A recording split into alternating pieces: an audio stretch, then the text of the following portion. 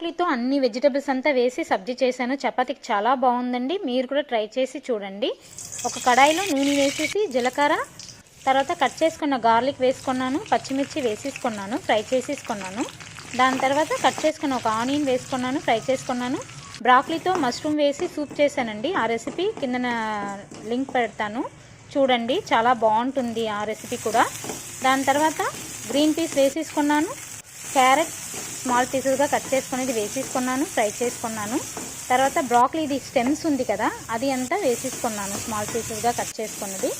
దాని తర్వాత ఒక టమాటో వేసేసుకున్నాను, ఫ్రై చేశాను. అన్నీ బాగా ఫ్రై అయ్యాక ఇప్పుడు టర్మరిక్ కొంచెం వేసేసుకున్నాను. దాని తర్వాత ఒక స్పూన్ చిల్లీ పౌడర్ వేసుకున్నాను, ధనియాల పౌడర్ కొంచెం వేసేసుకున్నాను.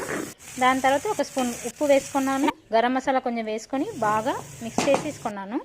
బ్రాక్లీ ఉంది కదా, స్మాల్ స్మాల్ పీసెస్గా కట్ చేసుకొని ఒక బౌల్లో వాటర్ బాయిల్ చేసుకొని సాల్ట్ కొంచెం వేసేసుకొని దాంట్లో వేసేసాను. 2 to 3 minutes వదిలేసాను. దాని తర్వాత తీసి మనం ఫ్రై చేసాం కదా దాంట్లో వేసేసాను.